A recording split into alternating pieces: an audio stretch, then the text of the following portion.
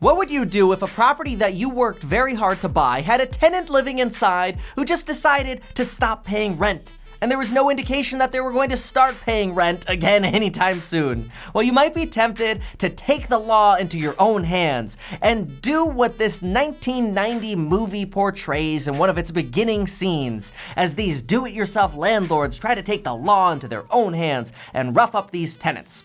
Well, today, I'm going to take clips from the movie Pacific Heights and my reaction with Lauren, a professional property manager, to this movie, and we're gonna take all of this and respond to some internet advice givers who try to teach you how to landlord. Unfortunately, they do it all wrong. And in this video, I want to show you what to do right. This first group of commenters say they won't run a tenant's credit for a variety of reasons. And if you watched my video yesterday on the 10 must-follow rules for landlording, you'll remember I talk about using tenant leverage and how powerful screening credit can actually be when it comes to finding excellent tenants. Well, let's go ahead and look at these comments and then dismantle their arguments piece by piece. Comment number 1, I interview tenants and use social media. We never had any issues with tenants. First, there's something here known as an anecdotal fallacy. In other words, just because somebody has a good experience story doesn't mean it's also a good idea or smart for you to follow. You know, this is kind of like saying, I showed up late to my job interview and I still got the job, yet they didn't tell you that that interview was for McDonald's and the other 9 people that showed up late didn't get the job. Here's another one. I go for a high character score. I call it the gut feeling. Over decades of experience, I have learned that my gut can sense a bad deal. Kind of like, who would want to live next to these people? To respond to this, let's bring back in Pacific Heights. But first, ask yourself this. Have you ever heard of Ted Bundy? Ted Bundy was an extremely charismatic man, someone with a charisma so strong that he used it to get close enough to 30 people to kill them. Now, I'm not trying to relate tenants with bad credit to serial killers, but when somebody says, oh, they just put on their gut detector hat and look at social media, I think people forget that some of the best criminals or people that practice deception are the people that look the best. I think sometimes people really convince themselves that criminals only show up in ski masks. Drake Goodman. Sorry. Very good. Hi, I'm Carter Hayes. I stopped by a couple of weeks ago and spoke with your wife about renting the studio apartment. My girlfriend. Oh, your girlfriend. Oh, sorry, we don't want to rush anything, do we? I assume it's still available? Yes, it is. Is Patty here? I don't want to keep you if you've got... No, it's no problem. You know, I'm taking care of the rentals. Did she show you the apartment? No, I'd like to take a look at it if I might. Oh, good. Yeah, we can go this way. Listen, is it all right if I leave my car here? Yeah. Thanks. / take a look at my really expensive, nice car. Oh, I totally missed that. That's good. This is actually the correct way, not that you should scam anybody, but he's properly dressed. He has a really nice car. He's very nice and kind. He's not aggressive. And he's going to get what he wants because of all these things. He's almost setting the stage of, I'm a professional, Yeah. I can help you out. I'm and so he ends rich, up being I a have this professional. really nice, expensive car, and it's clean. It's taking just about every cent we've got. Yeah, I'll bet. I love these old Victorians. My grandmother, my father's mother, I guess it was, grew up in a mansion in Pacific Heights. Well, yeah, whereabouts? Broadway and, I don't know, they tore it down. I'd never actually been there, but I'd seen the photographs, you know, I'd heard all the stories. Boy, can you imagine what that piece of real estate would be worth today, huh? Well, you know, we all got to start somewhere. Yeah. Is this your first place? Yes, it is. You and your, girlfriend went in on it together? Yeah, you know, partners. Yeah. It's hard, isn't it? Notice Michael Keaton's behavior here. Not only is he dressed professionally, his car looks great, it's clean, but he tries to empathize with these newer landlords who are going through the difficult process of renovating a Victorian property. It's the first time we've lived together. It's working, though. Not to mention the rent we're saving. When can I move in, Drake?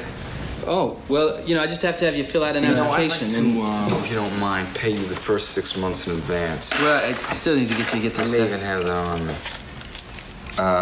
The reason for the 6 months is I travel a lot in my business, and I'm in and out of the country, so I can't always guarantee is that I'll be here First of the month. Damn, I've only got about $2,900. Now, this doesn't stop our landlord here from asking for Michael Keaton's credit and references, but notice the look in his face when he sees that money, which they desperately need right now. That's known as flashing the cash, to get a landlord distracted off the idea of running a tenant's credit and screening somebody correctly. Also, it's an added bonus. I think it's like a dual thing that not only, oh, I have all this money up front, but it's also, I'm not going to be here that much. You know, I'm going to be really desirable as a tenant too because I'm never here. You know, I'm sorry, but I still have to get this application filled out. It's just a formality. Yeah, it's a credit history, that sort of thing. Yeah. Is there a problem? Well, no. It's just that I work for a private trust. And the trust pays me my expenses and my salary. They pay my bank cards, my room and board, etc. So I don't really have that traditional kind of credit. Think about it this way. You know those drug commercials where somebody just throws on a doctor's lab coat and all of a sudden they look like they're a doctor? It's the same thing as some dude renting a Lambo to take some internet Instagram photos, which you should follow me on Instagram, by the way. I don't have any Lambo photos. Could I verify the trust?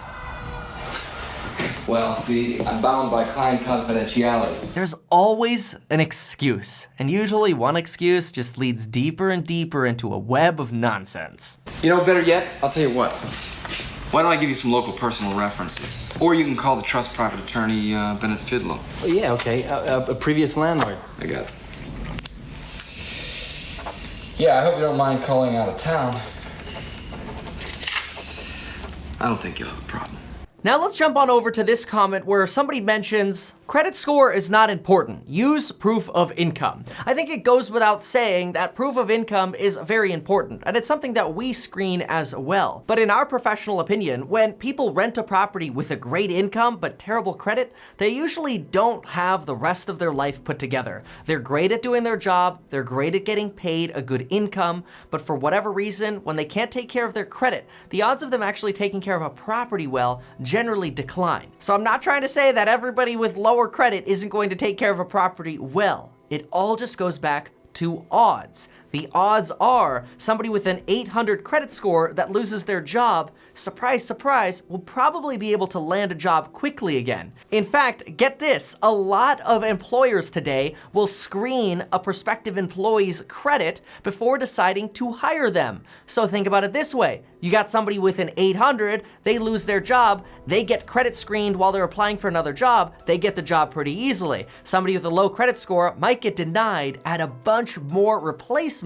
jobs because of their bad credit. You know, then we get the social justice warrior comments where people say things like, don't judge people for credit. If everyone did this, you'd have homeless everywhere. Well, let's just go ahead and show you what happens when you decide to house hack a 3-unit apartment building and you rent to somebody like Michael Keaton. First up, Michael moves in. Oh, hi. I thought you were from the phone company. Who are you? I'm your new tenant. Then Michael starts causing annoyances for you and your other tenants.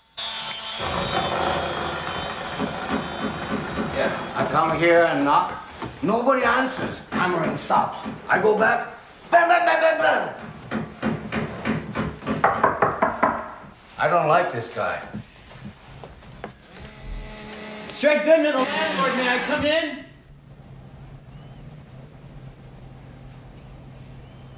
Look, I know you're in there. I can hear you in there. I've got a key, so if you don't know... Michael stops paying rent. Then, since you didn't use coupon code WEDGE100 to join my real estate investing course linked below, you get pissed and you turn off the utilities.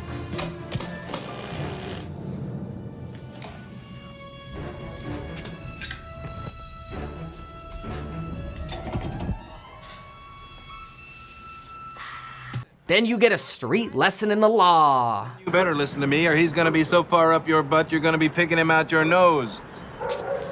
Now I want you to turn back on all the heat and all the power to this man's apartment. You apologize and you do not, and I emphasize do not, harass him again. Then go out and get yourself a lawyer. Because according to California Civil Code, Mr. Hayes can sue you for this stunt you just pulled. And most likely he'll win. He doesn't even have a right to be in the Are you apartment. listening to me? Are you listening to me? If he's in, he's got rights. That's how it works. And I'll tell you something else, friend. He's the guy. If he decides to fight an eviction, you're already knee-deep in shit. Get a lawyer. Jeez. He's taken possession. So whether he signed a lease or whether he paid you money or not, he's legally your tenant now. And he's protected by laws that say you have to go to court and prove that he deserves to be evicted. However, the net effect of these laws is to protect any pointy-headed cretin who moves into your property and slowly drives you bankrupt and insane. Then your tenants start causing some more problems by inviting some unwanted pests, which you and your other tenants get to enjoy while you're evicting your troublesome tenant. Of course, sometimes you just can't take it anymore when you're dealing with a bad tenant. They're coming in from next door! Oh, shit! So you decide to rough them up a little bit yourself.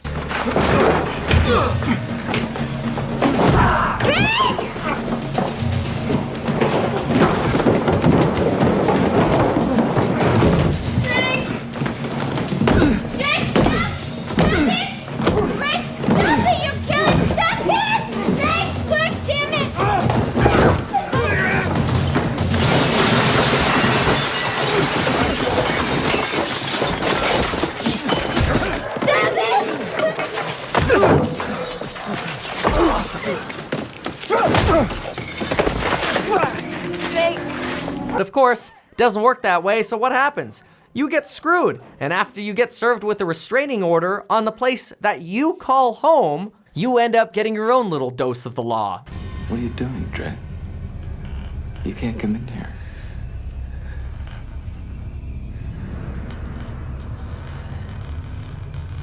Listen, Carter, it's no big deal.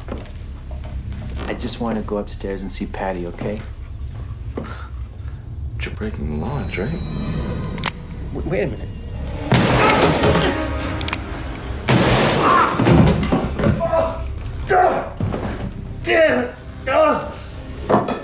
Then when your attorney argues for you, all she can say for your defense is that you're a nice couple. Fearing for his life, justifiably based upon the previous assault complaint, defends himself. You're the DA, Henry. Make a case. There's a history of mutual animosity here. There's a history of Goodman assaulting Hayes. I can make a case, but I can't win it. What's the point? They're a nice couple. Right?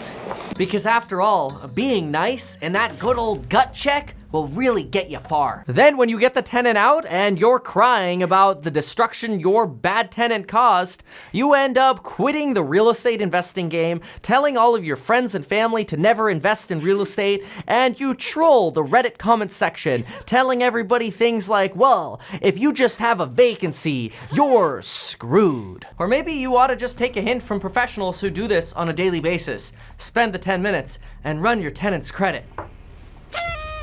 Or here's another good one. People with low credit will work harder for you.